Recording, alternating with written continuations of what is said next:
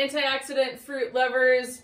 I wanted to do a video today to show how to set up the Breville juicer. Most Breville juicers are kind of the same. So it's already, this is all set up, right? Ready to go, except for the cord. So I'm gonna take it all apart, or attempt to, so you can see all the parts. These are all the pieces and parts, and the reason that I'm doing this video in kind of a sitting room is because I don't have anywhere to film this other than the ground right now, and I didn't want it to be in my crotch. So I put it on this little table, so hopefully it can help you. So the first thing, if you've unpacked it and you're trying to figure out how to put it all together, is I would start with this base, and then kind of keep this part up. And then this piece is next. It sits right on top of there. And then this cylindrical whatever piece goes inside of that. But it lines, these arrows line up with the arrows in there. You don't have to get it exactly right because you can kind of feel when it will pop down. And then it just slides down. Then when I juice, I like to take a bag from the store if you have one that, is biodegradable, or you can not use a bag, it doesn't matter. Just more cleanup if you don't use a bag. And I like to pop that underneath this little hook here. After that's in place, you grab this piece and it goes on top. So you can put this part down first, and then it slides on top. Then you need to seal it tight with this thing. So this thing basically allows it to turn on when you plug it in. It will allow this switch to work. This part is where the juice comes out. And then this is the juice pouring lid. And that all lines up. If you're good at Tetris, you'll totally get how to do this. And lastly is the chute that goes right in the middle. So, you drop an apple in there and you push that down. And then this is the brush that is used to, basically everything is rinsable except for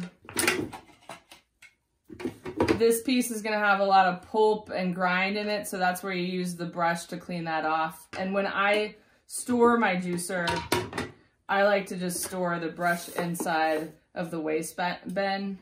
My sister who's filming this video pointed out there's this little notch here, and then there's a little notch inside. There's only one little notch in here. So you want to make sure you line those up so that it slides all the way down. Otherwise, you could be battling it, but it shows you there on the arrow, and then it slides down and you can, jam your fruit in there.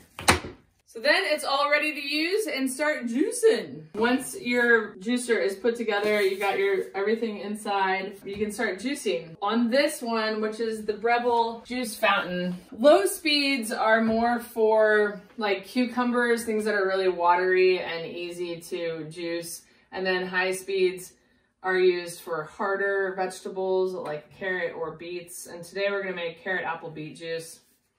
So I'm gonna put it on high.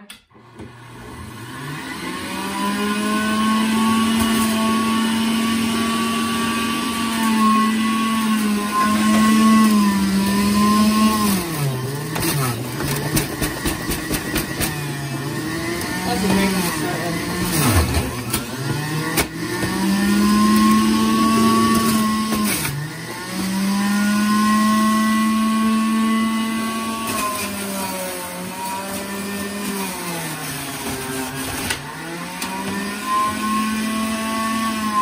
I've been juicing for several years now, maybe like 10, I don't know.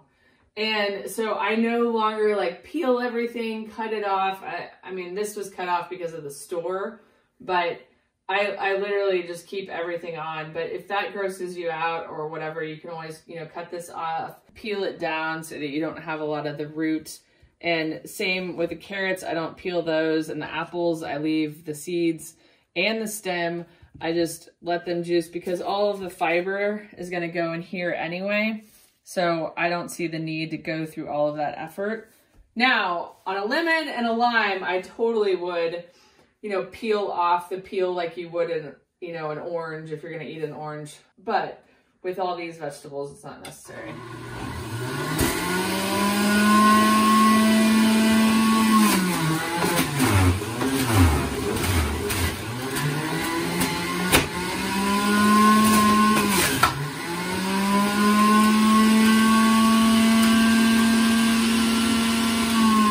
Once you've turned it off, I kind of let it drip a little bit, just a little bit. Beet juice stains really badly, so just make sure you don't get it on your clothing. If you pour from the pitcher into the cup, I like to put a rag underneath, and then that's ready to drink. You can also put it in a mason jar if you want to drink it tomorrow. Now for the cleaning process. One of my very favorite things about the Breville Juicer plug is this little hole, because it's so easy to stick your finger in there and pull it out of the electrical socket. So I like to do that before I start the cleaning process. Then you need to, I accidentally rinsed this out already, but it is important to know that the sooner you clean this right after you're done juicing, the easier your life is going to be. And if you're juicing for several days, for example, if you're preparing juice for several days, you're gonna have to rinse it out in the process, especially when you lift this thing out, and lots and lots of fiber will be on here depending on what you're juicing. So you need to clean that out and also clean out the waste drawer before you start like another round of juicing. I actually put my juicer, everything from it, into my dishwasher. I'm pretty lazy because I don't want to clean it by hand. But I was actually watching a lot of YouTube videos before I decided to do this one, and a lot of people, they just rinse it off. They don't even use soap. They don't put it through the dishwasher. So, you know, do what you want to do for you, but that's not what I like to do. You can, I have a disposal, so it's easy for me to put that down. Obviously, all of this can be composted, so it's winter time right now. But in the summer, I'll usually just take it outside and bury it, because it's all, you know, stuff that's okay. But the sooner you get to all of this, the better for your, you know, it's less cleanup. And I put them all on the top shelf of the dishwasher, with the exception of the waste-basket. If need be, I'll put it on the, sometimes I don't need to clean it at all because of that plastic bag trick, or the, you know, eco-friendly plastic bag trick. Because it's not dirty at all, so I don't need to clean that part. And now for this part, which is the most work of all. So I rinse it out as much as I can. And again, this is like, you want to do this straight away after you're done juicing. Don't, well, you could probably go enjoy your juice, but I prefer to like have my juice as a reward after I get this done. So I just scrub all in here first, rinse all that out. Then I turn it on the other side. These are all blades, so don't get your fingers caught in there. And then I rinse that as I go along. But I do circular patterns. I don't know why. I think I just discovered that that works best for me. So then that's that.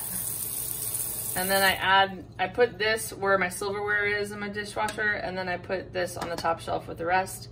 And then it will be all ready for juicing next time. Thank you guys so much for watching. I love juices, so include any recipes that are your favorites below in the comments.